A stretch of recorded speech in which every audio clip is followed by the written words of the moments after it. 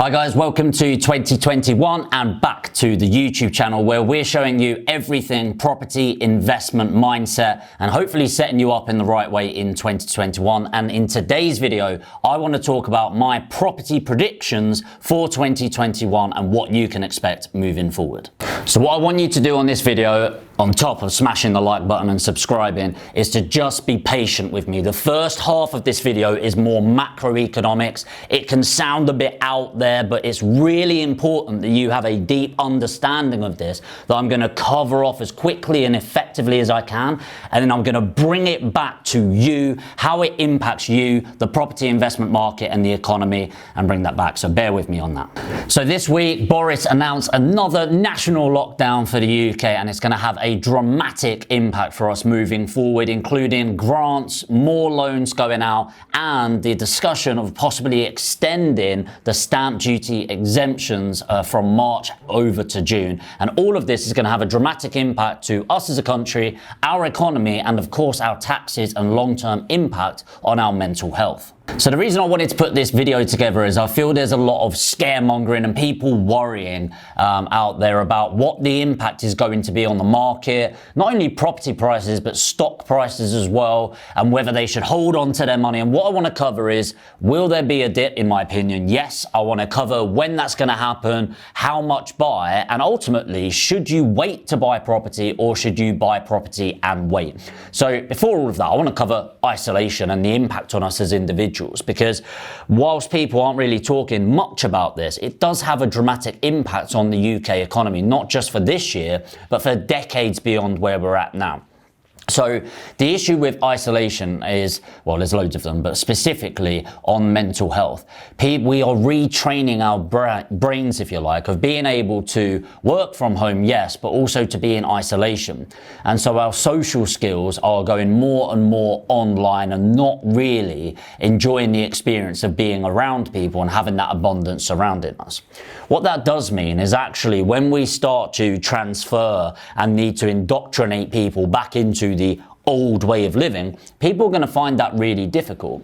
And what this is doing in the short term, and obviously we're having this impact on the NHS right now with the COVID situations, but also a dramatic impact, I think, for the mental health awareness, and as that grows in the dependability on the NHS in the near future. And it's hard to see how they're going to have not just a budget, but the capacity of individuals to support that. And I do worry about how that's going to impact people coming back to work in a meaningful way. And yes, of course, on the individual, as I've covered, but also for the businesses that means, because as a business owner, how do you react to that? Because you're having to balance both having a business that's going to be profitable, that's going to be building, that's going to be adding value to people and exchange getting paid, but also looking after the mental welfare and mindfulness of your team that's working for you and adding value to you.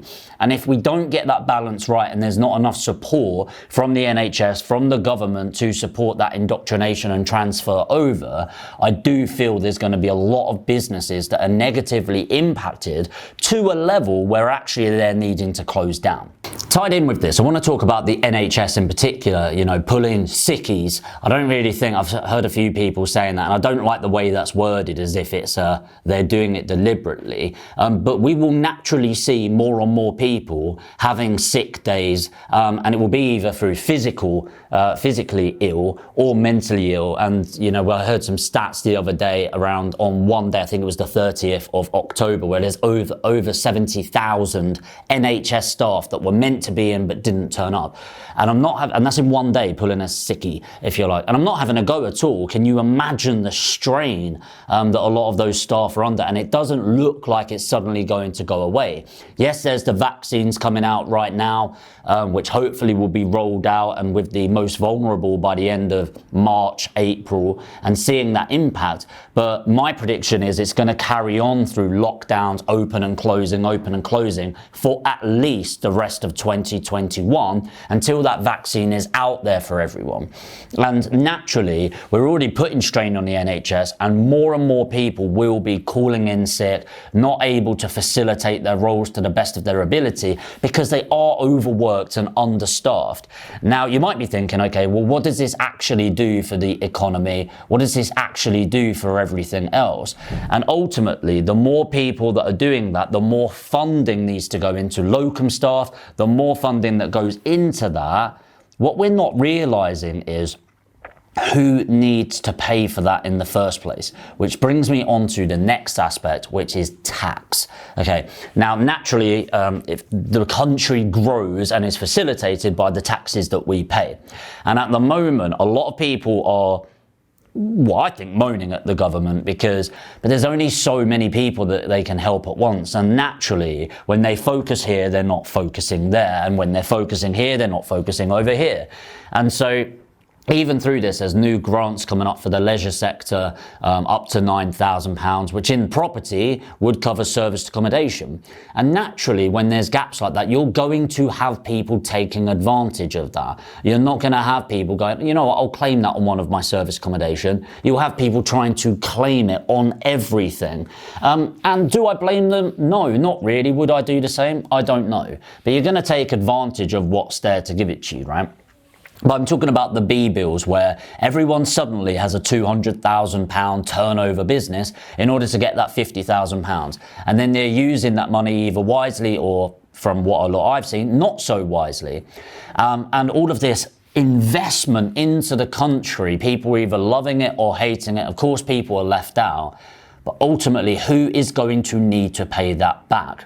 It's us, the taxpayers, okay? And the people that I really feel sorry for are these small business owners. So these are the entrepreneurs that maybe they're in the first 3 years of their business, maybe they don't have an office, they might have one staff member or something like that. They're having to work from home. Maybe they have a home office, but now you can't go to that. People are not getting these B bills, the C bills, the access to all of these grants. For example, we've got offices and we got £10,000 as a grant. So they're the people that aren't actually getting help the most, and maybe you're one of them watching this. But ultimately, when it comes to paying taxes, they're probably the ones that are going to need to pay a majority of that back. Not great news, but I want to explain why I think that is and how that's going to have an impact on our economy. So I just want to interject here, because you might be thinking, well, what does this have to do with property? I'm going to tie all of that in a moment, but ultimately, I think for you to have a micro appreciation of how this is going to impact the property market, you need to understand how the economy works as a whole. Okay, now let's get back to that middle business, those small businesses that I just spoke about. And many of you will be startup entrepreneurs in this sort of remit. So if you're earning £40,000 from your business, most people would have been paying themselves the absolute minimum, the 600 and whatever it is, let's call it £700, I think it's 680 as a salary, and the rest in dividends, because that is the most tax effective way of doing it. It's not dodging taxes, it's not illegal, it's not dodgy in any way.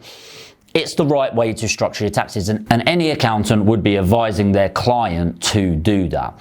The problem is when those grants then come in, what happened is you had to be on a salary to get any furlough effect. So directors of companies or owners of companies couldn't put themselves on furlough, even if they couldn't operate their business. Then what happens as these taxes come in is they are going to close loopholes. So we're going to have an increase in corporation tax. What we're also probably going to have is the closing of those loopholes of that dividend tax that I just went through. The problem with that is that dividend tax, who it helped the most was the small business owner that's paying themselves up to 40 grand a year. And those are the exact same people that they benefited the least from the stimulus checks and the help that the government was giving over that. Now, how does this actually equate to the property market? Well, what it does is it means that, these small businesses are the backbone of the UK economy. Okay, it's not the huge people. Yes, they pay the taxes and a lot of it, but a lot of the purchases in the UK property sector are those individuals. And what was happening is, we were getting along fine, small entrepreneurs, small businesses, adding to the economy, getting paid in remuneration for that value, and then investing into property, whether it's buy-to-let properties or the residential market. But what this means is a huge portion of those buyers will now not be selling their property. They will not be buying the next property and keeping the economy turning, and it will start to stagnate within that. Moving forward to residential buyers, which makes up a majority of the market, residential buyers are the average Joe on the street that's looking to buy. There's so much uncertainty in the market right now, and I'm going to talk about what that means in a moment, because markets hate uncertainty, right? But what it means on an individual basis is people that were going to buy their first property are maybe waiting to see what happens with the market. People that were going to upgrade their property or upsize or even downsize their property are probably going to be waiting. None more so because of the scaremongering that's going around in the media, where people don't feel comfortable with going into other people's houses right now. And what this means is a massive slowdown of the market, kind of like we saw last year. And then what we had is this Black Friday effect, where they suddenly opened the market and we had this huge growth in the market. So a couple more things I want to talk about, and then I'll round this off and give you an overall impact, my prediction, and give you advice on whether you should be buying right now, is liquidity in the market. So when we had the last recession, the real crux of it all was liquidity. What I mean by this is, were people actually lending money? And one thing I'm very confident on now, doesn't mean it's factually correct, I just think a strong prediction of this is we will not have problems in liquidity. We are not in that same situation. These are not subprime mortgages. We're not getting properties pulled from us left, right and centre. And I honestly don't see that happening at all in the next couple of years. Certainly not because of what's been going on with this, what we've been going through this last year. That's good news, by the way, because what it does mean is people are still lending. It's not because of those factors that we're not going to be able to move forward. What I would be wary of is I would expect people to be a little bit more cautious with the loan to values. So on residential mortgages, you're typically getting 5 to 10% deposits in. With buy-to-let properties, you put in 25% deposits in. And it wouldn't shock me if it become 15% deposits and maybe 30% deposits in the buy-to-let sector.